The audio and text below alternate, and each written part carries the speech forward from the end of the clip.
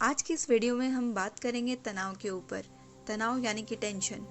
आज की भागदौड़ भरी दुनिया में हर कोई तनाव से ग्रसित है। हर किसी को टेंशन है, चाहे वो बड़े हो या बच्चे।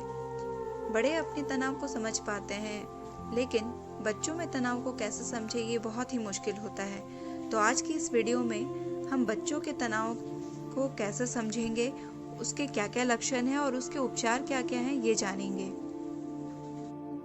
तनाव को ऐसे शारीरिक या भावनात्मक कारक के रूप में भी परिभाषित किया जा सकता है जो शारीरिक या मानसिक तनाव पैदा करता है। यह शरीर तथा मस्तिष्क के संतुलन को बदल देता है और रोग पैदा करने का कारण बन जाता है। दोस्तों, जब भी हम तनाव में होते हैं तो हमारा मन बहुत ही दुखी रहता है। सर भारी सा लगता है, भूख नहीं लगती, सर में दर्द रहता है, छोटी छोटी बातों पर रोना आता है, किसी से बातें करने की इच्छा नहीं होती, हर वक्त नींद आती है। ये सारी समस्याएं हमारे साथ होती हैं। ये तो हुई बात तनाव के लक्षणों के बारे में। अब हम जानेंगे तनाव के कितने प्रकार होते हैं।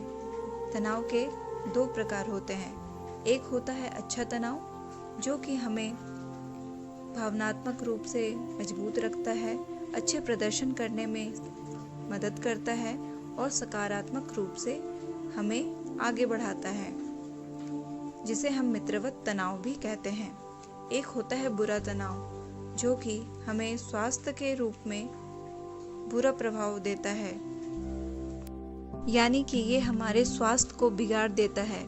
ये हमारे कार्य प्रदर्शन पर बुरा प्रभाव छोड़ता है, हमें भावनात्मक रूप से कमज़ोर कर देता है, हमें किसी भी चीज़ में मन नहीं लगता, किसी भी काम को हम सही प्रकार से कर नहीं पाते, हर वक्त हम बीमार से रहते हैं। अतः हमें इससे बचकर रहना चाहिए और इससे बचने के लिए हम क्या क्या उपाय कर सकते हैं हम आगे जानेंगे। चलिए अब हम जानेंगे बच्चों में तनाव के क्या क्या कारण हो सकते हैं। पहला कारण हो सकता है जीवन में बड़े बदलाव, जैसे एक जगह से दूसरी जगह जाना। अक्सर बच्चे बहुत ही भावनात्मक रूप से किसी के साथ भी जुड़ जाते हैं, चाहे वो उनके दोस्त हों या फिर परिवार के कोई सदस्य। ऐसी स्थिति में जब उन्हें किसी एक स्थान से दूसरे स्थान पर आना पड़ता है तो वो तनाव में आ जाते हैं। उनकी याद उन्हें बहुत ही सताती है।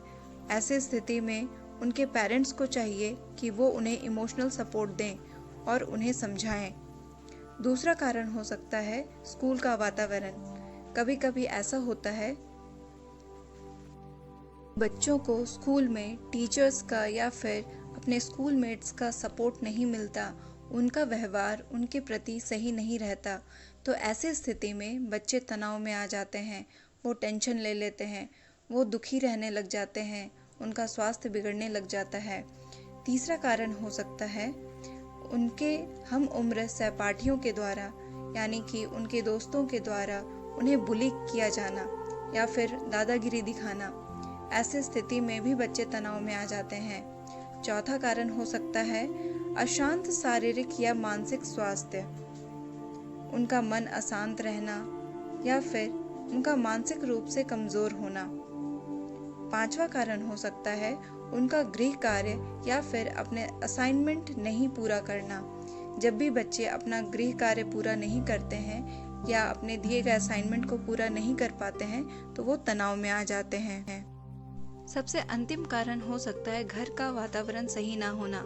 अक्सर बच्चे जब अपने माता पिता के बीच में झगड़े को देखते हैं या फिर अपने घरों में वो फाइनेंशियल क्राइसिस देखते हैं तो ऐसी हालत में भी वो तनाव में आ जाते हैं कि वो ऐसी स्थितियों में क्या करें और घर के वातावरण को सही कैसे करें।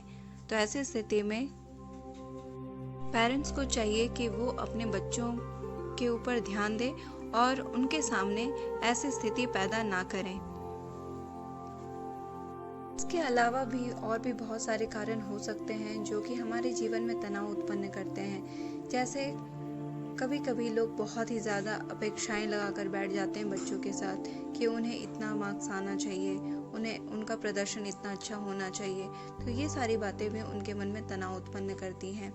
कभी कभी उन्हें अपनी अभिव्यक्ति करने की आज़ादी नहीं होती, उन्हें अपनी इच्छाएं जताने की आज़ादी नहीं होती, तो ऐसी स्थिति में भी वो तनाव से ग्रसित हो जाते हैं। अपने लिए कभी समय ना निकाल पाना भी एक तनाव का कारण है।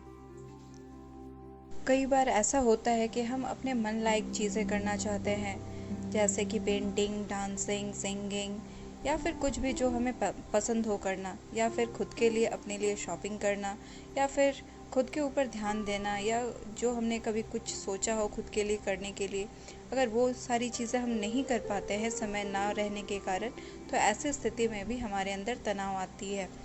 तो हमें चाहिए कि हम अपने लिए भी वक्त निकालें। कई बार हम अपने निजी चिंताओं के कारण से भी तनाव में रहते हैं, जैसे कि घर में आर्थिक तंगी होना, या फिर अपने सेहत को लेकर, या फिर अपने परिवारजनों के सेहत को लेकर चिंता करना।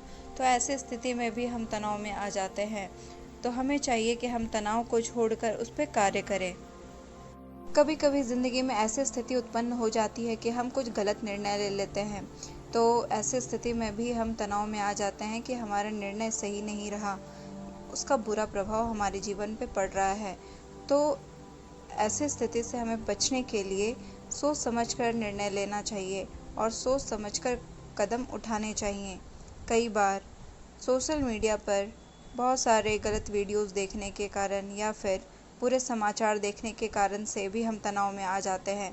तो हमें चाहिए है कि हम नाम मात्र सोशल मीडिया पर एक्टिव रहें, या फिर नेगेटिव सूचनाओं को देखने से बचें।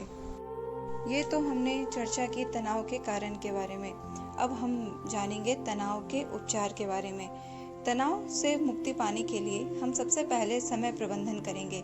समय प्रबंधन करने से आपके सभी कार्य समय पे हो जाएंगे और आप अपने लिए समय निकाल पाएंगे, तो इससे आपको तनाव कम होगा। फिर दूसरा है कि आप लगातार व्यायाम कीजिए। व्यायाम करने से आप शारीरिक रूप से स्वस्थ रहेंगे, और जब शारीरिक रूप से स्वस्थ रहेंगे तो आप खुश रहेंगे। तीसरा है कि आप अपने शौक की चीज़ें करें, जो भी आपको पसंद हो करना। ड्राइंग, पेंटिंग, डांसिंग, एनीथिंग, आप कुछ भी कर सकते हैं। इससे आपको खुशी मिलेगी और आप हमेशा खुश रहेंगे। तीसरा है ध्यान लगाना। ध्यान लगाना यानी कि मेडिटेशन करना। आप अगर मेडिटेट करेंगे तो आपको मानसिक रूप से संतुष्टि मिलेगी, आप शांति महसूस करेंगे, तो इससे आपको तनाव कम होगा।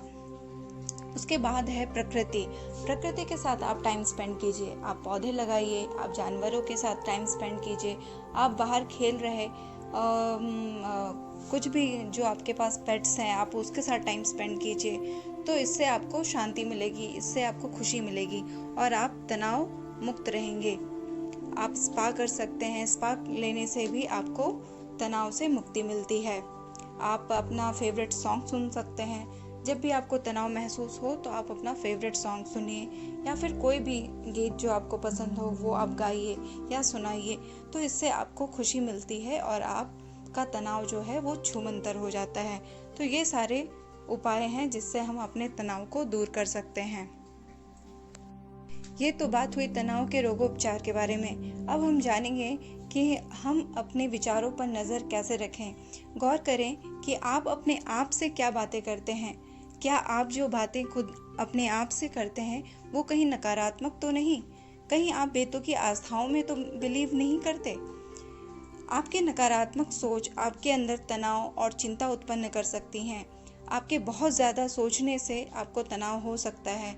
किसी भी पॉइंट को पकड़कर और उसके ऊपर लगातार सोचने से आपको तनाव हो सकता है। तो ऐसा करने से बचें और अपने विचारों पर अंकुश लगाएं। आप अपनी बातों को किसी न किसी से शेयर करना सीखें, चाहे वो आपके दोस्त हों, चाहे वो आपके मित्र हों, या फिर आपके कोई रिलेटिव हों।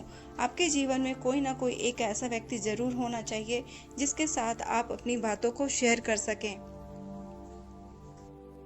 दोस्तों, कभी कभी ज़िंदगी में ऐसा मोड़ आता है कि हमें कुछ भी समझ में नहीं आता, हम क्या करें और क्या ना करें। तो ऐसे स्थिति में हम उस पॉइंट को लेकर बहुत ज़्यादा सोचने लग जाते हैं। तो ऐसे स्थिति में आप लोगों को उसके बारे में बहुत ज़्यादा सोचने से अच्छा है कि आप उसको ऊपर वाले के ऊपर छोड़ दें और आगे बढ़ें। उम्मीद करती हूँ कि आपको ये वीडियो पसंद आई होगी। अगर आपको ये वीडियो पसंद आई है तो आप इसे लाइक और सब्सक्राइब करना ना भूलें। जय हिंद।